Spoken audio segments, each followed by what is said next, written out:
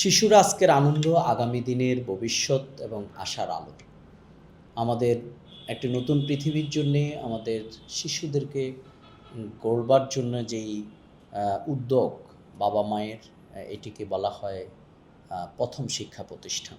একটি শিশুর হাসির মধ্যেই পৃথিবীর সবচেয়ে নির্মল সৌন্দর্য লুকিয়ে থাকে। সুতরাং তাদের তৈরি করবার জন্যে তাদের মেধা, নৈতিকতা সমন্বয়ে যদি আমরা তাদেরকে চরিত্রবান এবং মানবিক মানুষ হিসাবে গড়ে তুলতে চাই, তাহলে তাদের ব্যাপারে আমাদেরকে সবচেয়ে বেশি যত্নশীল আমাদেরকে হতে হবে। এক্ষেত্রে আমাদেরকে ১০টি গুরুত্বপূর্ণ বিষয়ের উপরে আমাদেরকে নজর দেওয়া প্রয়োজন। ১ নাম্বার হচ্ছে ভালোবাসা এবং নিরাপদ একটি পরিবেশ শিশুদের জন্যে আমাদেরকে তৈরি করতে হবে, যাতে ভয়মুক্ত নিরাপদ পরিবেশে তারা আত্মবিশ্বাসের সাথে তারা বেড়ে উঠতে পারে, সেই রকম একটি পরিবেশ আমাদেরকে নিশ্চিত করা প্রয়োজন। এবং এই পরিবেশটি নিশ্চিত করতে হলে বাবা-মাকেই, তার আপনজনকে সবচেয়ে বড় ভূমিকা আমাদেরকে পালন করতে হবে। এবং শিশুদের মধ্যে সবচেয়ে বড় যে জিনিসটি কাজ করে সেটি হচ্ছে কৌতূহল, এবং এই কৌতূহলকেই বলা হয় জ্ঞানের প্রথম দরজা।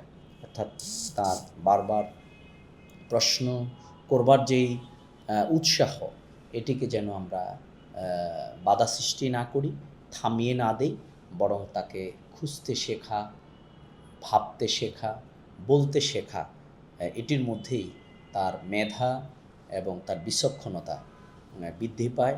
সুতরাং সেই সুযোগটি আমাদেরকে তাদেরকে করে দিতে হবে। এবং শিশুকে আমাদের পড়ালেখা নয় শুধু, বরং মানুষ হওয়ার জন্য তাদেরকে শিক্ষা দিতে হবে। আল্লাহ রাসূল সাল্লাল্লাহু আলাইহি সাল্লাম বলেছেন যে শিশুরা হচ্ছে কাদামাটির মতো। তাদেরকে আমরা যেভাবে ইচ্ছা সেভাবেই ছোটবেলা থেকে তাদেরকে আমরা তৈরি করতে পারি। সুতরাং শিশুর মন হচ্ছে অনেকটাই কাচের মতো স্বচ্ছ, যা দেখবে তাই তারা শিখবে। এই মানসিকতা থেকে তাদেরকে গল্পের সাথে তাদেরকে মেধা, নৈতিকতা, সততা, দয়া, দায়িত্ববোধ, মানবিকতা, এগুলো বিভিন্ন নবী রাসূলদের গল্প থেকে, সাহাবীদের গল্প থেকে আমাদেরকে তাদেরকে শিক্ষা দিতে হবে। এবং ইতিহাসের অনেক শিক্ষণীয় ঘটনা রয়েছে, যেগুলো আমরা খাবার টেবিলে তাদেরকে বেড়াতে যাওয়ার সময়, এবং তাদেরকে বিশেষ করে যখন আমরা পারিবারিকভাবে একত্রিত হই, তখন বিভিন্ন গল্পের সাথে তাদেরকে সেই শিক্ষাগুলো আমরা দিতে পারি। এবং বিশেষ করে বাচ্চাদেরকে ঘুমানোর সময়ে আমরা একটা সময় তাদের সাথে বাবা-মা অনেক সময় কাটানোর সুযোগ পান। খাবার সময়, বেড়ানোর সময়, স্কুলে যাবার সময়, বিভিন্ন সময় তাদেরকে গল্পের সাথে শিক্ষাগুলো, ইতিহাস, নীতি, নৈতিকতা, আদব, কায়দা তাদেরকে শিক্ষা দেবার বিরাট সুযোগ আমাদের রয়েছে। চতুর্থ, তাদেরকে আ নিয়মিত যে অভ্যাস, এই অভ্যাসটা তাদেরকে গড়ে তুলতে হবে। অর্থাৎ তাদের ছোট থেকেই তাদের জিনিসপত্র গুছিয়ে রাখা, ঠিকমতো ঘুম থেকে উঠা, কোরআন শরীফ পড়তে বসা, হাদিস পড়া, এবং ছোট, ছোট জিনিসগুলোর সাথে তাদেরকে আ একত্রিত করা, এবং বড়দেরকে কিভাবে সম্মান করতে হয়, তার জুতোটুকু কিভাবে এগিয়ে দিতে হয়, তার জায়নামাজটিকে কিভাবে বিছিয়ে দিতে হয়, এবং তাকে, বড়দেরকে কিভাবে রেসপেক্ট করতে হয়, এই অভ্যাসটা তার আ চরিত্রের মধ্যে যদি আমরা ছোটবেলা থেকেই আমরা যুক্ত করতে পারি অভ্যাসের সাথে, তাহলে আমরা তাদেরকে বড় হলে অনেক বড় মানুষ হিসাবে আমরা তাদেরকে পাবো। আজকের শিশুকে বলা হয় আগামী দিনের নেতৃত্ব। সুতরাং শিশুকে ভালোবাসা দিলেই সে আত্মবিশ্বাসী হয়, এবং তার মূল্যবোধ তার মধ্যে জন্মায়, এবং সে অনেক বড় মানুষ হিসাবে নিজেকে তৈরি করতে সক্ষম হয়। এজন্যেই তাকে সেইভাবে তার বিষয়টিকে আমাদেরকে নজর দিতে হবে। ৫ম, প্রযুক্তির সঠিক ব্যবহার।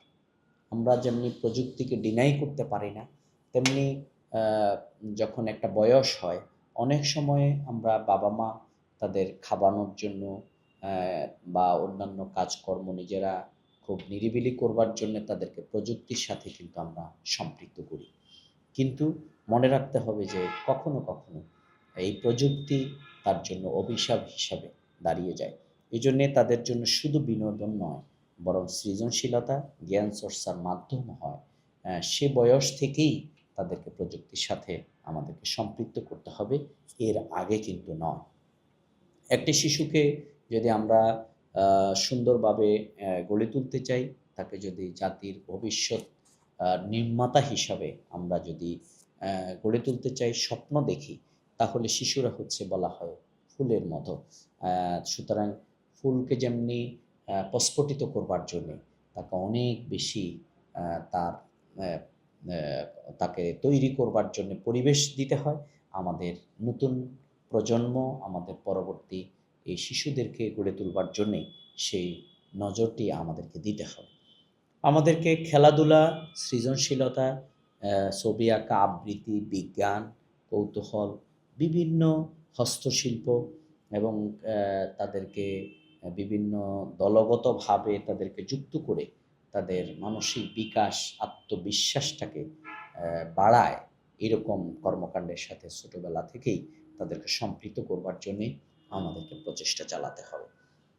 আমাদের আ ৭ম আমাদেরকে যে জিনিসটি নজর দেয়া দরকার, সেটি হচ্ছে যে তাদের দায়িত্ব বয়স অনুসারে তাদেরকে ছোট, ছোট দায়িত্ব তাদেরকে দেয়া, তাদের পড়ার টেবিল গুছানো, তাদেরকে গাছে পানি দেয়া এবং নিজের কাজ নিজে করা যে দায়িত্ববোধ তাদের মধ্যে আমরা জাগ্রত করতে পারি, তাহলে বড় হয়ে সে তার অ্যা যেখানেই সেই যাক না কেন, তার দায়িত্বটি সে পালন করতে পারবে।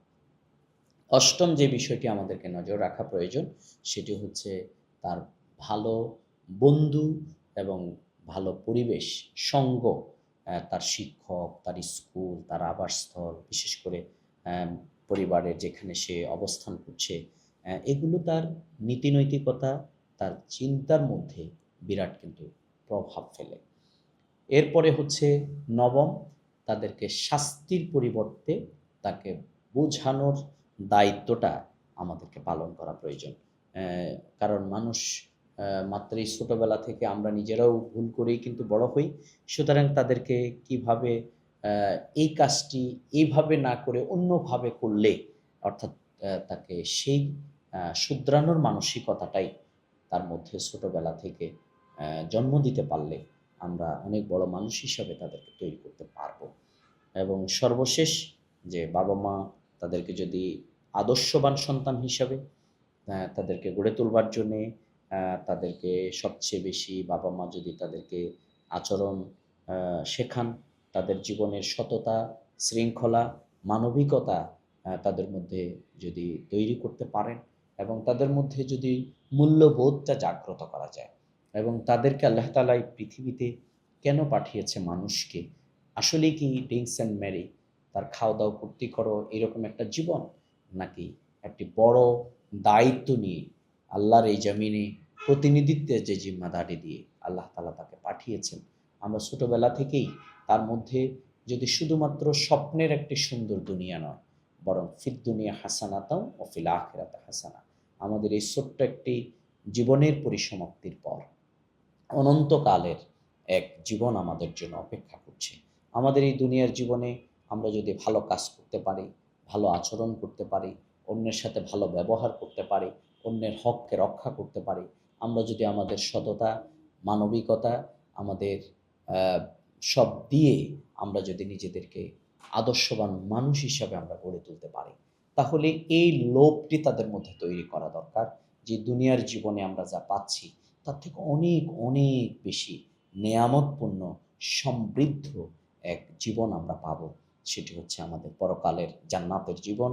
আর যদি আমরা এখানে শুধু এই কাজগুলো থেকে বিরত থেকে শুধুমাত্র আমরা মায়া মমতাহীন, স্বার্থপরতা, আমরা অমানুষ হিসাবে যদি এখানে অসততার দৃষ্টান্ত যদি কেউ স্থাপন করে, কাজ করে, মানুষের উপরে জুলুম নির্যাতন করে, নিপীড়ন করে, অন্যায় অবিচার করে এবং এক কথায় সে যদি খারাপ মানুষ হয়, তাহলে তার এই দুনিয়ার জীবনেই তার পরিসমাপ্তি নয়, বরং আসল ফলাফলটি অপেক্ষা করছে পরকালে।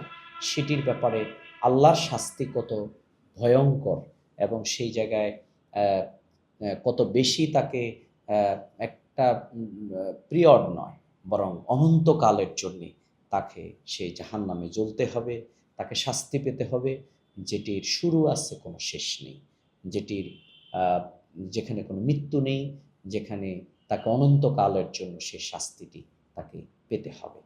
এই ভয় এবং প্রত্যাশা, লোভ যদি আমরা তাদের মধ্যে তৈরি করতে পারি, তাহলে প্রতিটি শিশুই ছোটবেলা থেকে একটি ফুলের মতো প্রস্ফুটিত হয়ে, একটি ফুলকে যেরকম দুনিয়ার কোনো আবর্জনাই তার সুগন্ধকে আহ, আটকাতে পারে না, ঠিক আমরাও অনেক দুঃখ, কষ্ট, বেদনা, জুলুম, নির্যাতন, অনেক কণ্টকাকীর্ণ পথ পাড়ি দিয়ে আমরা আমাদের এই সন্তানদেরকে এক একটি সত্যিকার জান্নাতি ফুল হিসাবে আমরা তৈরি করতে সক্ষম হব।